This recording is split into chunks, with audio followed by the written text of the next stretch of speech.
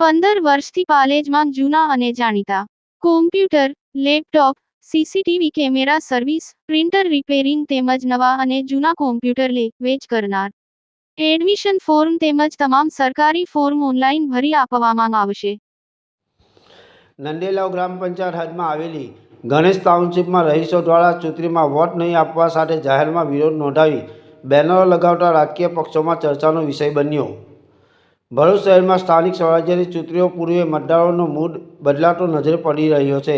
ખાસ કરીને નંદેલાવ પંચાયત હદમાં આવેલી ગણેશ ટાઉનશીપમાં રહીશો દ્વારા ચૂંટણીમાં વોટ નહીં આપવા સાથે જાહેરમાં વિરોધ નોંધાવી બેનરો લગાવતા રાજકીય પક્ષોમાં ચર્ચા જગાવી છે. આવતી 26મી એપ્રિલે યોજાનારી મતદાન પ્રક્રિયા પહેલાં જિલ્લામાં રાજકીય માહોલ ગરમાયો છે, પરંતુ આ વખતે મતદારો વિકાસના મુદ્દે વધુ સજાગ બન્યા હોવાનું સામે આવી રહ્યું છે.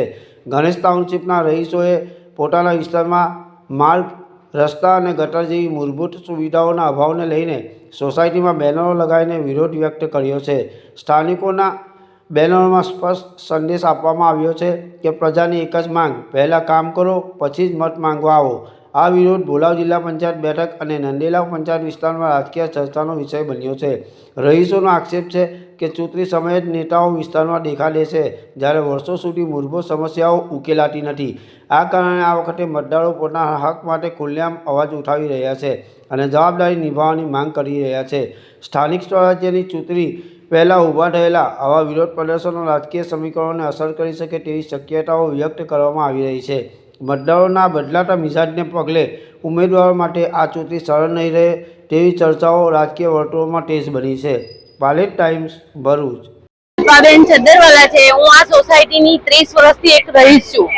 આજે 30 વર્ષથી અમારી સોસાયટીને બન્યાને કોઈ પાયાની સુવિધા અમને મળી નથી. અમારા પછી આજુબાજુની નાની સોસાયટીઓને બી બધી સુવિધા મળી ગઈ છે, ત્યારે અમારા વિકાસનો કોઈ વાચા જ નથી આપવામાં આવી. અમે વારંવાર પંચાયતમાં રજૂ કરવા છતાં અમારા વાતને કોઈ સાંભળતું જ નથી. અમને લોકોને બના બતાવ્યા કરે છે એ લોકો. એટલે હવે આ વખતે અમે કોઈ વિચાર જ કર્યો છે કે જ્યાં સુધી અમારા સોસાયટીનો વિકાસ નહીં થાય, ગટર લાઈન કે રસ્તા કે પાણીની, ત્યાં સુધી અમે લોકો વોટ નહીં આપીએ. અમે લોકોએ બધા રહીશોએ એવો વિચાર કર્યો છે અને અમે એને બરાબર આરંભ લઈશું. લિંક રોડ ગણેશ ટાઉનશીપની હું પ્રમુખ છું અને લગભગ 30 વર્ષથી આ સોસાયટી બનેલી છે. સૌથી વધારે મેન્ટેનન્સ અમારું જ જાય છે અને સૌથી મોટી સોસાયટી અમારી જ છે, પણ કોઈ ગ્રામલક્ષી વિકાસ કોઈ થયો જ નથી. નથી ગટર લાઈન, નથી પાણીની લાઈન, નથી રોડ.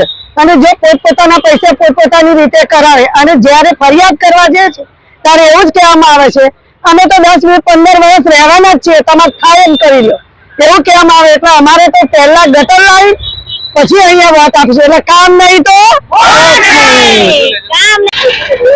આજે ઇલેક્શન આવી રહ્યું છે ત્યારે બધા વોટ લેવા માટે આવે છે. ઇલેક્શન આવે ત્યારે આવે છે, પછી કઈક ફરી ક્યારે આવશો તો બધું જે કઈ ગટર લાઈન પાણીનું બધું કહે છે, પણ 5 વર્ષમાં કશું થતું નથી. નર્મદાનું પાણી છે કચ્છ સુધી પહોંચ્યું, પણ જે નર્મદા કિનારે રહેવાવાળા છે તે અત્યારે કારબા લઈને જ ફરે છે. નથી ગટરની વ્યવસ્થા. પાછળ બી જોઈ શકો છો ગટર લાઈન ખોલી છે અને એની 10 દિવસથી છે. બાજુમાં રોડ ખોદે છે તે પણ એવું છે. અહીંયા કેટલું ડસ્ટિંગ થાય છે તે કોઈ નેતાને કોઈ પડી નથી. એ લોકો આવે એમની એસયુવી ગાડીમાં આવે છે ફરે છે. અહીંયા લોકો પડે છે, એક્સિડન્ટ થાય, કોઈને કઈ પડી નથી. જયારે ઇલેક્શન આવે ત્યારે વોટ લેવા આવી જાય. એટલે હવેથી અમે બહિષ્કાર કર્યો છે. ગટર, પાણી અને રોડનું કામ નહીં થાય ત્યાં સુધી કોઈ વોટ મળે નહીં. કોઓપરેટિવ સોસાયટી લિંક રોડ પર રહીએ છીએ. પાયાની અને માળખાગત જે જરૂરિયાતો છે, એમ તો કહેવાય કે ઘર, નળ, ગટર અને રોડ, આ માળખાકીય જરૂરિયાતોથી વંચિત આ સોસાયટીમાં અમારી ફક્ત એક જ માંગ છે કે સોસાયટીની ગટર, રોડ અને મીઠા પાણી માટેના જે પૈસા સોસાયટીના રહીશોએ કેટલા વર્ષો પહેલા ભરેલા છે એના જવાબમાં પણ જયારે પૂછવામાં આવે તો એક જ જવાબ આપવામાં આવે છે કે બધું ભૂલી જવાનું.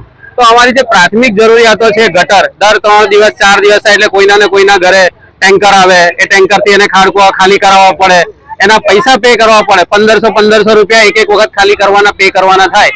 તો આવી માળખાગત જરૂરિયાતોથી વંચિત આ સોસાયટી કે જેના રહીશો સૌથી વધારે ટેક્સ પેયર છે. નંદેલાવ પંચાયતમાં જોવા જઈએ તો સૌથી વધારે ટેક્સ પે કરનારી જો કોઈ સોસાયટી હોય તો ગણેશ ટાઉનશીપ સોસાયટી છે. તો આટલા બધા time to time tax pay કરતા હોવા છતાં પણ પ્રાથમિક જરૂરિયાતો જો એને ના મળતી હોય તો આ ટેક્સ પે કરવાનો કોઈ મતલબ જ નથી. તો અમારી સોસાયટીના રહીશો વતી અમને સત્તાધીશોને ખાલી એટલી જ વિનંતી છે કે અમારી જે પ્રાથમિક જરૂરિયાતો છે એ જરૂરિયાતોને પૂરી કરે. એ પૂરી કરતા અમને બીજો કોઈ પ્રોબ્લેમ છે નહીં. જો એ જરૂરિયાતો અમારી પૂરી થઈ જાય. બાકી તાકીદે હમણાં તમે જુઓ તો અમારી સોસાયટીના રસ્તા આજની તારીખે પણ એ જ હાલતમાં છે જે જ્યારે સોસાયટી એસ્ટાબ્લિશ થઈ અને બનેલા હતા તે જ રસ્તા. ઇવન ગટર માટે પણ અત્યારે એ જ વ્યવસ્થા છે. અમે માંગીને થાકી ગયા, રજૂઆતો કરીને થાકી ગયા છે. લેખિત રજૂઆત, મૌખિક રજૂઆત, પંચાયત છે, તાલુકા પંચાયત છે, બધી જગ્યાએ કરતા હોવા છતાં પણ એના આજની તારીખે અમને એના કોઈ રિઝલ્ટ મળેલા નથી. અને જ્યારે વાત આવે ત્યારે ઇલેક્શન વખતે એક વાત આવે, તમે વોટ આપો અમે બધું કરી દઈશું, પછી ઇલેક્શન પતી જાય. હમણાં અમે એમના હાથ જોડે, એ અમને હાથ જોડે, ઇલેક્શન પત્યા પછી અમે એમના હાથ જોડીએ. બસ આ જ પરિસ્થિતિ છે.